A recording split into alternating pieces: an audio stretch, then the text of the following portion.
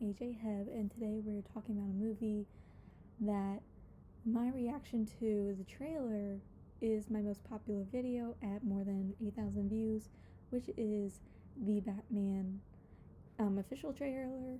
And I saw the Batman early. I saw it on Tuesday for a fan event at my local theater. It was pretty amazing to see in IMAX.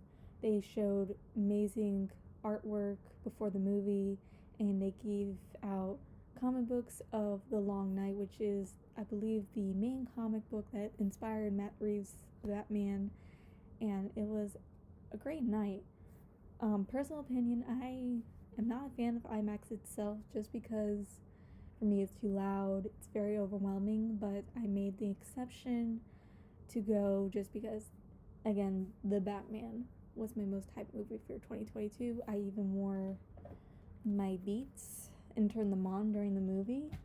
I will say they helped for the most part. I'll get to why I said the most part in a bit, but otherwise I had a lot of fun going to the movie theaters with my best friend who came with me.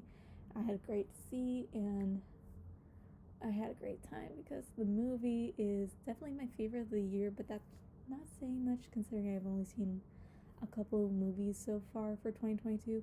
I will say that's probably one of my favorite Batman movies so far. I'm definitely gonna do like a binge of the Batman movies because I need to watch them.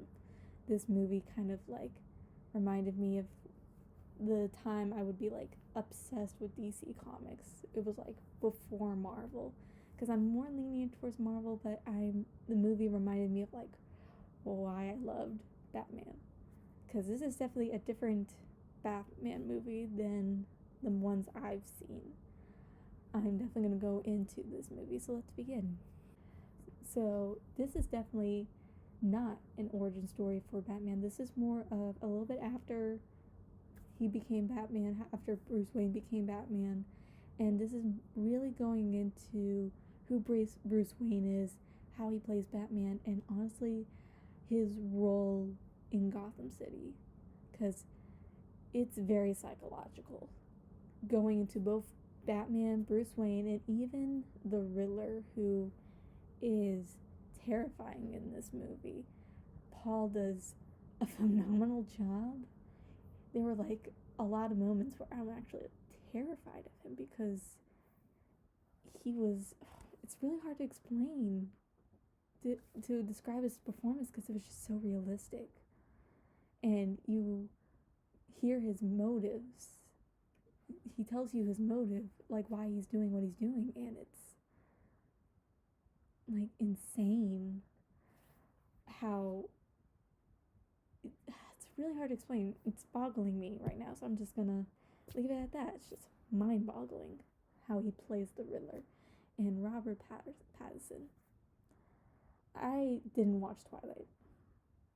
Honestly, I might give it a watch though, because Robert Pattinson was phenomenal as Bruce Wayne. You could not see what he was thinking throughout the movie, but you can tell what he was feeling. He was definitely a tortured soul who went through a tragedy. It really affected him, affected everything about him, but he still always put those he cares about in front of him, his own well-being, and that's just honestly heartbreaking. It's just so sad to see like how his relationship with Alfred starts in the movie, which is just him distancing himself even from Alfred, who is basically his father figure, even though he doesn't acknowledge that.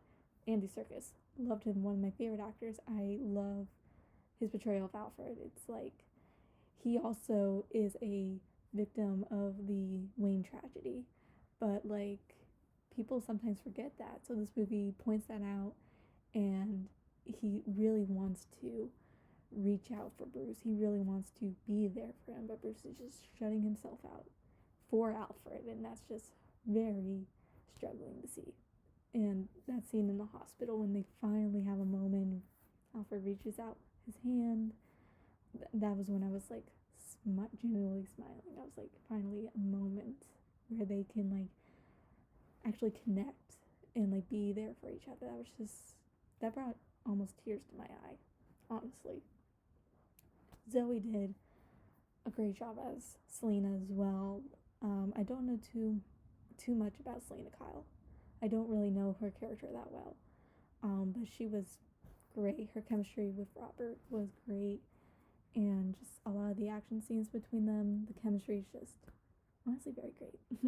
What I also really like about this movie, and I believe some people are pointing this out, a lot of reviewers and critics are pointing this out, is how Gotham is visualized. Honestly, this is how I envisioned Gotham. It's corrupt, there's crime going on everywhere, people are just trying to survive in the streets, and Batman's there to try to stop all the crime, but he's not able to stop all of it. So the people of Gotham have to like adapt. So that's what I really love about this version of Gotham. It's just dark, gritty, but it's still a city. There's sometimes moments where it like shines, like in the main square, you can see all the lights. It kind of reminded me of New York, but it still had that nighttime, raining, just grungy feel to it. Again, the action scenes. I remember when from the original trailer, that one scene where Batman's in the dark hallway and the goons are coming after him, and it just lights on and off, and you just see that flashing like movement. And that was in the movie, and that made me smile because that was like great choreography between the actors and the crew members, and it's just amazing. A lot of the action scenes were amazing in this movie. Oh, I remember now. So whenever Bruce, Selena, or even Batman himself was on a motorcycle or flying, I just felt like I was there with them. I just felt like I was in their point of view of zooming through the streets or flying down Gotham. It was just in there. It was that kind of experience. So that's something I really appreciate about this movie, is that you kind of just feel like you're experiencing it, even though this movie also feels like I'm reading an actual comic book. I don't know how to describe it, but it just felt like I was there. Again, I don't usually go to IMAX viewings, but I might have to start making exceptions if we get more movies like the Batman, because it's definitely an in-theater experience. Again, you are there, you hear and see everything. I remember like for most of the action scenes or the score, if it got a tad too loud, it started to mess with my beats. I could hear crackling in my beats, and sometimes my beats would make a sound just because it was being that loud. It did bother my ears a bit, but I was just so glad I went. If there's if you guys, any of you know or are on the spectrum or have sensory issues, do you have any recommendations on like headphones I could bring to the movie theaters and that could help me have a more enjoyable experience with IMAX? Because the beats kind of help, but like again, if there's action scenes or really high volume of the score, they start to crackle. So I would really love to have headsets that just keep me in the movie and still block out everything, because that'd be amazing. If you have any recommendations, let me know in the comments. Oh yeah, speaking of the soundtrack score, Chef Kiss, like I knew from the trailer when they played that main score that I was gonna love the music, but hearing the rest of the songs, I was like, okay, I'm gonna download this on Spotify. So yeah, this movie was amazing. I want more movies like this. And I shouldn't be surprised because this is from Matt Reeves, and Matt Reeves has done Dawn of the Planet of the Apes and War of the Planet of the Apes. And War is my favorite of the Planet of the Apes movies. I'm probably going to rewatch the Planet of the Apes movies just because of Matt Reeves, because maybe War of the Planet of the Apes will make my top 100 list. I love that movie so much. I remember crying, and I got a lot of epic vibes from the Batman. It felt like I was watching one of the Planet of the Apes movies. It was just epic, and I really hope we get more comic book movies like this, because this was so much fun. So I had felt a lot of emotions during this movie: excitement, fear, sadness. It's just so many emotions. I want to see it again. I definitely want to see it a second time because I always consider the second viewing to be the best viewing because you get to catch on things you missed. Oh my gosh. So, yes, I give The Batman 5 out of 5 rating, 100%, because it deserves it. It's so much fun. I really hope that it comes on DVD. If it got a Criterion sometime in the future, that would be awesome, but I highly doubt it. So what did you all think of The Batman? Because I know it came out this weekend. Let me know in the comments. I would love to hear your thoughts. What you like, what you didn't like about the movie.